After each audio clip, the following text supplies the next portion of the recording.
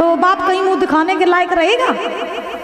अब आत्मदेव को याद आ रही है कब की, जब जंगल में गए हते मरवे का, जब संतान नहीं थी तब की। आत्मदेव सोच रहे कि ऐसी दुष्ट संतान से तो बिना संतान के बने रहते तो ठीक था। अब देखो, एक समय वो था जब संतान नहीं थी तो मरने के लिए जंगल में चले गए थे, क्या संतान नहीं है तो मर जाएंगे। आज संतान है तो भी सोच रहे हैं कि मर जाए तो ठीक है, मर जाए तो सही है। हम नहीं जानते थे धुंधकारी इतना दुष्ट होगा ना, तो हम ऐसी संतान प्राप्त करते ही नहीं। अब आत्मदेव रो रहे हैं, धुंधकारी चला गया। गौकर्ण महाराज आए, आत्मदेव से कहा बाबा आज आप परेशान हैं, क्या बात है, रो क्यों रहे हैं। आत्मदेव ने कहा बेटा मुझे पता चल गया संसार सारा झूठा है, यहाँ कोई किसी का नहीं है। अरे जिस पुत्र के पीछे हम मरने के लिए जंगल में चले गए थे, आज वही पुत्र मुझे मार रहा है। मुझे ऐसी संतान से तो हम बिना संतान के बने रहे बेटा। अब मुझे संसार में नहीं रहना है, मुझे ऐसा उपाय बताओ जिससे हमारी मुक्ति हो जाए, इस संसार से मैं परे हो जाऊं, परमात्मा में लीन हो जाऊं, क्योंकि संसार में सारे रिश्ते झूठे हैं, सब झूठे रिश्ते नाते हैं। लोग कहते हैं हम आपसे इतना प्रेम करते हैं, आपको कुछ हो जाएगा तो हम तुम्हारे बिना जी नहीं पाएंगे। अच्छा, कोई व्यक्ति मर जाता है तो कोई किसी के पीछे चला जाता है? पत्नी कहती है अपने पति से हम आपको बहुत प्रेम करते हैं, आपको कुछ हो जाएगा तो हम भी आपके पीछे चले जाएंगे, मर जाएंगे। हाँ, हम 7 जन्मों तक तुम्हारे लिए मरते रहेंगे और जिंदा होते रहेंगे। और फिर जब पति मर जाए और पत्नी को बैठाल दिया जाए चिता में, तो बैठिए ना। हाँ, एक समय की आपको बात बताएं, दृष्टांत याद आ गया कि महाराज एक गांव में एक लड़का रहता था, तो इकलौता लड़का था, वो इकलौता ही था, अपनी माँ बाप को बड़ा प्यारा था। माँ बाप ने उसकी शादी कर दी, शादी करने के बाद में घर में उसकी पत्नी आ गई, तो पत्नी भी बड़ी प्रेम करती थी। लड़का कमाऊ था, बहुत पैसा कमाता था महाराज, और उस लड़के को इतना नाज था अपने घर वालों पे कि वो हमेशा महाराज मोहल्ले पड़ोस में और रिश्तेदारी में कहता रहता था कि हमारे माँ बाप मुझे जितना प्रेम करते उतना प्रेम कोई नहीं करता। अब एक दिन वो लड़का जंगल में गया, जंगल में उस लड़के को एक महात्मा मिले। बड़े ध्यान से सुनना महाराज, बड़ा आनंद आएगा आपको। जंगल में उस लड़के को एक महात्मा मिले, तो वो लड़का कहता हुआ जा रहा था कि इस दुनिया में बने चाहे कोई, लेकिन मेरे माँ बाप जितना प्रेम मुझे कोई नहीं कर सकता। महात्मा जी ने उस लड़के की बात सुनी, महात्मा जी पास में गए, तो महात्मा जी ने उस लड़के से कहा बेटा तुम क्या कह रहे हो। बोले महात्मा जी हम बिल्कुल सही कह रहे हैं, इस दुनिया में ना लोग प्रेम के लिए तरसते हैं, लेकिन मेरे माँ बाप, मेरी पत्नी, मेरे घर वाले मुझे बहुत प्रेम करते हैं। तो महात्मा जी ने कहा बेटा ये बताओ तुम महीना पे कमाते कितना हो, महीना पे कमाते कितना हो। लड़के ने कहा महाराज जी बस कुछ नहीं, 1-2 लाख रुपए कमा लेते होंगे। तो महात्मा जी ने कहा सुनो, तुम्हारी पत्नी और तुम्हारे घर वाले ये तुमसे प्रेम नहीं करते, तुम्हारी दौलत से प्रेम करते हैं, जो तुम 2 लाख कमा के लाते हो इससे प्रेम करते। लड़का गुस्सा में आ गया, बोले क्या कह रहे हो बाबा जी, अरे आपको नहीं पता मेरा परिवार मुझे बहुत प्रेम करता है। तो बाबा जी ने कहा ऐसा करो लला, प्रैक्टिकल कर लो, ना मानो तो प्रैक्टिकल कर लो। लड़का बोला कैसे। तो बाबा जी ने कहा हम तुम्हें ऐसी विद्या सिखाएंगे सांस रोकने वाली, जिससे तुम घंटों तक सांस रोक सकते हो, ऐसी विद्या तुम्हें सिखाएंगे। और जब तुम वो विद्या सीख जाओगे तब अपने घर एक दिन जाना और सांस रोक के और लेट जाना, और ऐसा लगना जैसे तुम मर गई। फिर देखते हैं कि तुम्हारे घर वाले क्या करते हैं, तुम्हारे घर वाले क्या करते हैं, और बाद में तुम्हें बचाने के लिए हम आ जाएंगे। लड़के ने कहा ऐसा हो सकता है। बोले बिल्कुल हो सकता है। तो कई दिनों तक महात्मा जी ने उस लड़के को सांस रोकने वाली विद्या सिखाई, लड़का सीख गया। बात समझ में आ रही है दादा, समझ में आ रही है। हाँ, लड़का वो विद्या सीख गया। अब जब सीख करके एक दिन वो घर पे आया, तो महाराज जैसे ही घर पे आया तो उस लड़के ने अपनी पत्नी से और अपनी माँ से कहा कि माँ आज मेरा ना खीर खाने का बहुत मन कर रहा है, मेरा खीर खाने का बहुत मन कर रहा है। क्या बात है मैया, आज आप बातें कर रही हो। हेलो बातें कर रही हो मेरी माँ? अब सुन लो थोड़ी देर, बस थोड़ी देर की बात और है, समय होने ही जा रहा है। उस लड़के ने अपने घर पे कहा कि मैया मुझे आज मेरा खीर खाने का बहुत मन कर रहा है, खीर बना दो। अब माँ ने बहू से कहा, बहू आज मेरे बच्चे का खीर खाने का मन है, जल्दी से सुंदर सी खीर बनाओ। सो बहू लग गई खीर बनाने में, खीर बनाई गई। अब जैसे ही महाराज माँ और उसकी पत्नी खीर बनाने लगी तो लड़के ने क्या किया कि सांस रोक करके और बीच आंगन में महाराज लेट गया, आंखें बंद कर ली। अब जब आंखें बंद करी दादा तो रसोई घर से मैया आई जब बाहर, तो अपने बेटे को बुलाने, बेटा चलो खीर खा लो चल के। अब जैसे ही आंगन में पहुंची तो क्या देखा कि बेटा जो है वो आंगन में लेटा है, आंखें बंद किए। माँ ने देखा पुत्र को क्या हो गया, दौड़ के गई महाराज हृदय पर। जैसे ही अपना कान रखा तो सांसें बंद थी, सांसें ही नहीं आ रही। माँ ने देखा कि पुत्र हमारा भी दुनिया में नहीं रहा, पुत्र बहाने बना करके पड़ा। अब माँ ने देखा हमें लगता मेरा पुत्र इस दुनिया में नहीं रहा, तो माँ जोर जोर से रोने लगी। अब जैसे ही जोर जोर से रोने लगी तो माँ ने अपनी महाराज बहू को बुलाया, बहू जरा देखो आकर के हमारे पुत्र को क्या हो गया, हमें लगता है कि हमारा पुत्र अब इस दुनिया में नहीं रहा। तो महाराज बहू भी आई, यानी उस लड़के की पत्नी वो भी आई, वो भी रोने लगी। अब बार रोत रही तो महाराज व पत्नी के दिमाग में झटका लगो, अब पति मर तो गई है, जिंदा तो है नहीं जाई, रोए से खीर बहुत दिनों बाद बनी, खाए ले जाए। हाँ खीर खाए ले तो के बाद रोई। अब वे दौड़ के गई और महाराज रसोई में जल्दी जल्दी खीर खाए के आई, फिर रोने लगी, फिर रोने लगी।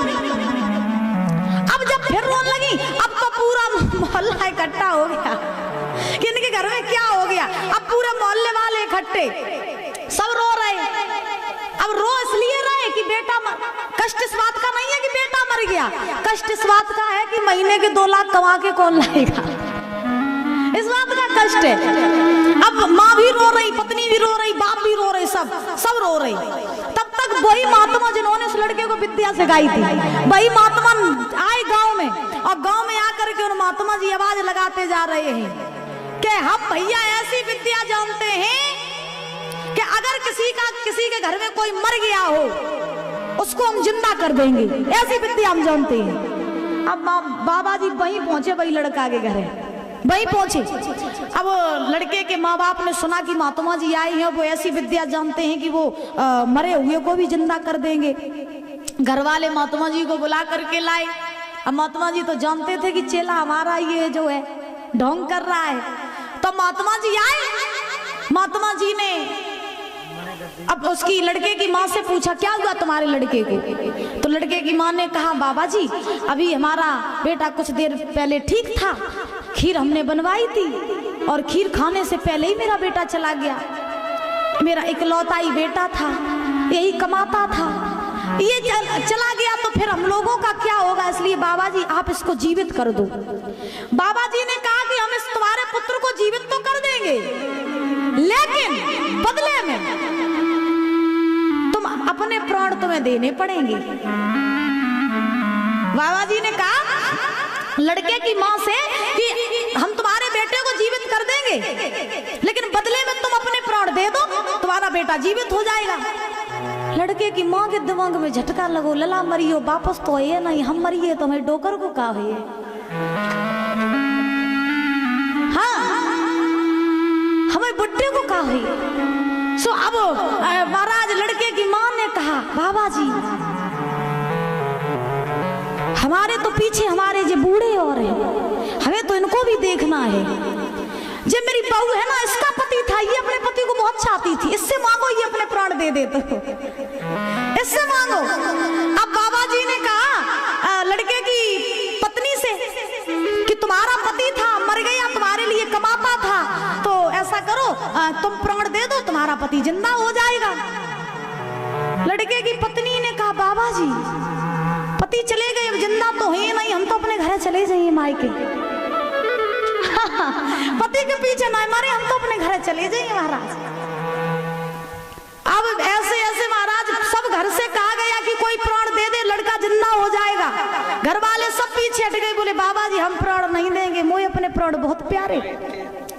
लड़के बाबा जी ने लड़के से कहा बेटा उठ बैठो, उठ जाओ, देख लो ये तुम कहते थे कि तुम्हारा परिवार तुमको चाहता है, आज देखो जब तुम्हारे प्राण देने की बारी आई तो यही तुम्हारे परिवार वाले पीछे हट गए। इस बात का प्रमाण ये है कि तुम्हारा परिवार, तुम्हारी पत्नी, तुम्हारी माँ ये तुमसे प्रेम नहीं करती बल्कि तुम्हारे कमाई हुई दौलत से प्रेम करती है। अगर ये तुम्हें चाहते होते ना तो एक सेकंड ना सोचते प्राण देने के तैयार हो जाते। देखो तुम्हारी पत्नी ने भी मना कर दिया, तुम्हारी माँ ने भी मना कर दिया। तो यही संसार का सच है कि दुनिया में कोई किसी का नहीं होता है कि कसमें वादे प्यारे वफा से और बातें हैं बातों का क्या, कसमें वादे प्यारे वफा सब बातें हैं बातों का क्या।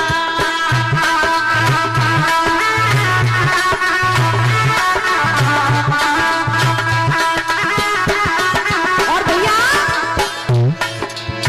कोई किसी का नहीं है झूठे, मानते हैं नातों का क्या, कसमें वादे प्यारे वफा सब बातें हैं बातों का जवाब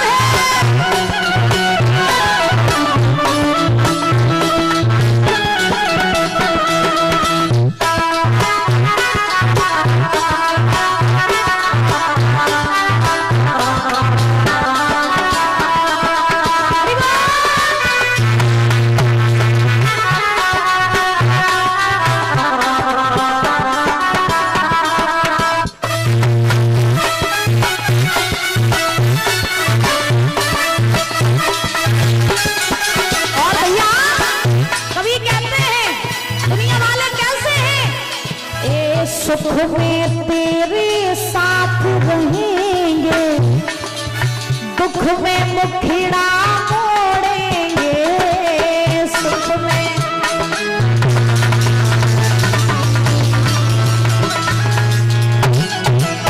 ए दुनिया वाले तेरा बन के तेरे ही दिल को तोड़ेंगे, दुनिया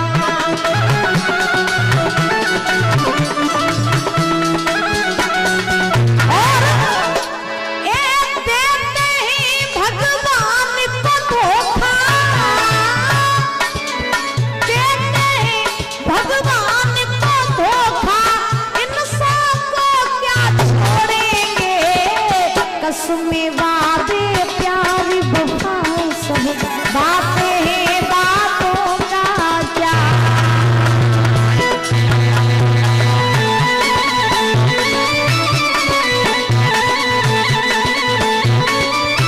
चुनाव है राधा रानी सरकार की।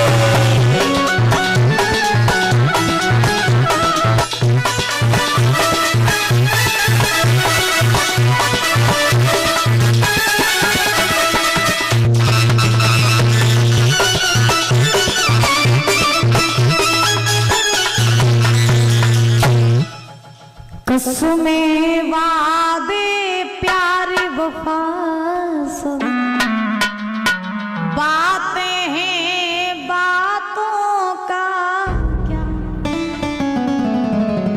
सुख में तेरे साथ रहेंगे, दुख में मुखड़ा मोड़ेंगे।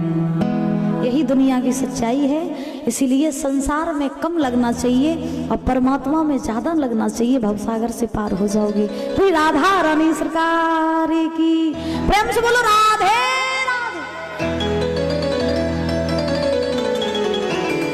गोकर्ण ने आत्मदेव से कहा बाबा अगर आप संसार से मुक्त होना चाहते हो तो एक उपाय है कि दुनिया को छोड़ो और जंगल के लिए प्रस्थान करो और वन में जाकर के तपस्या करके परमात्मा को प्राप्त करो। गोकर्ण महाराज ने आत्मदेव को महाराज भगवत धाम प्राप्त करवाया। आत्मदेव ने कमंडल लिया, संत का वेश धारण किया, जंगल में जाकर के तपस्या करने लगे। सूत जी समझा रहे 88,000 ऋषियों को कि हे ऋषियों, गोकर्ण महाराज भी आज तपस्या में लीन हो गए। अब धुंधकारी ने सारा धन जो था वो सारा नाश कर दिया, अपनी मां धुंधली को भी मारा। तो धुंधली को जब मारा है धुंधकारी ने, तो धुंधली ने सोचा कि अगर वो फल आज हम खा लेते तो गोकर्ण जैसा भक्त बालक मेरे गर्भ से जन्म ले लेता। ये दुष्ट ने मेरी जिंदगी बेकार कर दी, इस दुष्ट ने मेरा सब धन बर्बाद कर दिया, मेरे पति को भी जंगल भेज दिया, तो मैं जी करके क्या करूंगी। तो धुंधली जो थी वो महाराज लज्जा की वजह से गांव में एक कुआं था, उसी कुएं में गई और कुएं में जाकर के छलांग लगा दी और अपने प्राणों को छोड़ दिया। प्राण पखेर उड़ गए, मैया का भी प्राण तो गया, धुंधली भी मर गई। गोकर्ण महाराज तपस्या कर रहे थे, वो अपने भजन में लीन रहते थे। आत्मदेव ब्राह्मण घर छोड़ करके चले गए भजन करने के लिए, बचा अकेला धुंधकारी। सो धुंधकारी अब घर पे वेश्याओं को ले आया, घर पे रखने लगा वेश्याओं को। वेश्याओं को जब घर पे रखने लगा, अब वेश्याओं को महाराज धन की जरूरत होती थी, खिलाने के लिए भी महाराज भोजन की जरूरत होती थी। अब घर में कुछ था नहीं, तो धुंधकारी चोरी डकैती करने लगा। चोरी डकैती जब करने लगा तो एक दिन एक बड़े राजा के यहाँ पर चोरी करके आया धुंधकारी और वेश्याओं को धन दिया। आंगन में चारपाई लेटी थी, आराम से महाराज सो गया। वेश्याओं ने योजना बनाई, बहना ये बहुत बड़ा पापी है, दुष्ट है, जो अपनी मैया बाबा का नहीं हुआ वो हमारा तुम्हारा क्या हो जाएगा, इसलिए इसे मार दो। और ये इतना बड़ा चोर है कि ये राजा महाराजाओं के चोरी करके आता है, और चोर कितना भी चोरी करे एक ना एक दिन पकड़ा ही जाता है, ये दुष्ट एक ना एक दिन पकड़ा जाएगा, इसे मार दो। इससे बहुत सारा धन ले लिया अपन लोगों ने, अब इसे खत्म कर दो। तो धुंधकारी के हाथ पैर बांध दिए वेश्याओं ने। एक वेश्या गई भीतर से एक लाठी ले आई, लाठी धुंधकारी की गर्दन पे लाठी रख दी। महाराज वेश्याओं ने इधर उधर दो वेश्याएं झूल गई लाठी की तरफ, लेकिन धुंधकारी के प्राण नहीं निकले। फिर एक वेश्या ने क्या किया, पास में एक शूला जल रहा था आग का, तो उसमें से महाराज लकड़ी खींच करके ले आई आग वाली, और जैसे ही लकड़ी आग वाली खींच करके लाई, वही जलती हुई लकड़ी धुंधकारी के मुंह में जैसे ही घुसेड़ी, तैसे धुंधकारी के प्राण पखेरु उड़ गई। 88,000 ऋषियों ने सूत जी से प्रश्न किया, प्रभु ये बताइए कि धुंधकारी की गर्दन पर जब लाठी रखी तब धुंधकारी क्यों नहीं मरा, और जब उसके मुंह में जलती हुई आग डाली गई तब धुंधकारी क्यों मर गया। तो सूत जी मुस्कुरा करके बोले, हे 88,000 ऋषियों, इस बात का ये प्रमाण है कि जो व्यक्ति अपने माँ बाप को ऊपर अत्याचार करता है, जो अधर्म कुकर्म करता है, उसकी मौत हमेशा बहुत बुरी तरीके से होती है। पापी व्यक्ति की मौत कभी आसानी से नहीं होती है। धुंधकारी अगर लाठी से मर जाता तो उसके लिए ये आसान मौत थी। महाराज उसके मुंह में जलती हुई लकड़ियां डालना इसी बात का प्रमाण है कि माँ बाप को मारोगे, माँ बाप को रुलाओगे, माँ बाप की आंखों में आंसू लाओगे तो मुंह में जलती हुई लकड़ियां ही डाली जाएंगी, आग ही डाली जाएगी। याद रखना, कथा हमें क्या सिखाती है, कथा हमें यही तो सिखाती है। आज के कलयुग में आप जानते हैं कि मनुष्य की मनोवृत्ति पूरी बदल चुकी है। बच्चे माँ बाप का सम्मान नहीं करते हैं, घर में बहू आ जाती है सास ससुर की सेवा नहीं करती है। महाराज जिधर देखो अधर्मी अधर्म हो रहे हैं। बच्चे 100% में से 80% बच्चे ऐसे हैं जो माँ बाप को महाराज सुबह शाम रुलाते हैं। कथा हमें ये सिखाती है कि इससे कुछ जागरूक हो जाए इंसान कि देखिए गलत काम करोगे तो गलत नतीजा पाओगे, जैसा करोगे वैसा फल आपको जरूर मिलेगा, जैसा बीज बोगे वैसा ही पाओगे। इसलिए कभी गलत, माँ बाप के साथ कभी गलत ना करो। जिस माँ ने मुझे जन्म दिया, जिस बाप ने मुझे कंधे पर बैठ करके दुनिया दिखाई, उन्हीं के साथ हम गलत कर रहे हैं, तो इससे बड़ा पाप हमारे लिए कोई नहीं हो सकता है।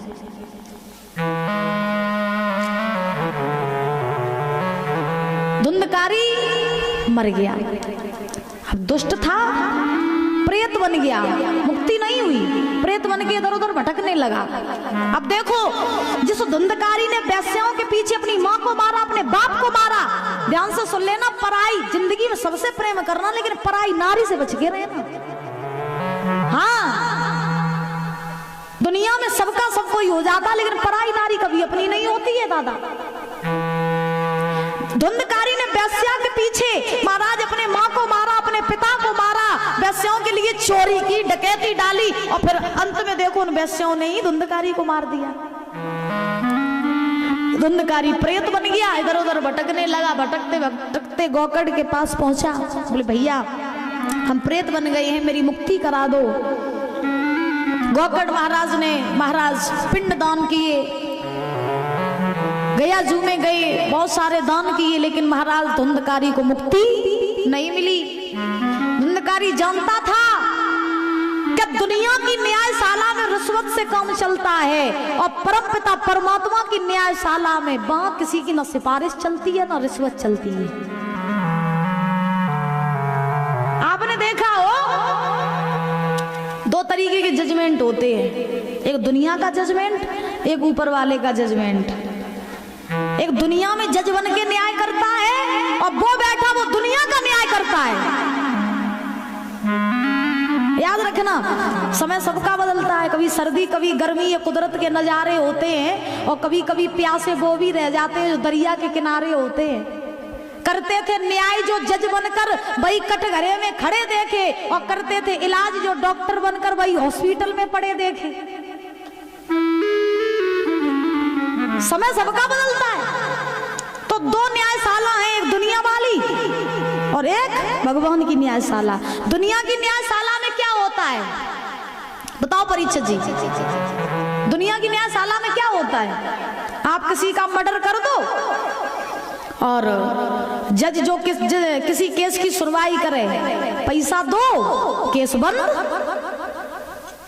हाँ, पैसा दो केस बंद। पुलिस पकड़ने के लिए तुम्हें आए, पैसा दो, पुलिस को रफा दफा करो, खेल खत्म, हो गया न्याय। दुनिया की, इस दुनिया का जो न्याय है, दुनिया की जो न्यायशाला, ये पैसे पे टिकी है। पैसा दोगे न्याय करा लोगे, पैसा नहीं दोगे तुम्हारा न्याय नहीं कराओगे।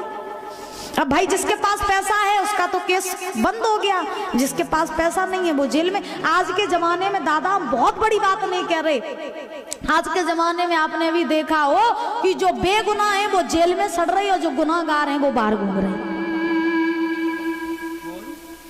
वो बाहर घूम रहे। और यही दुनिया की सच्चाई है, क्योंकि जिसके पास पैसा है वो अन्याय करके भी महाराज बाहर घूम रहा है, और जिसके पास पैसा नहीं है वो बेचारा बेगुनाह जेल में सड़ रहा है। ये दुनिया है। लेकिन उसकी न्यायशाला कैसी है? तुम चाहे कितने भी बड़े जज बने रहो, वहां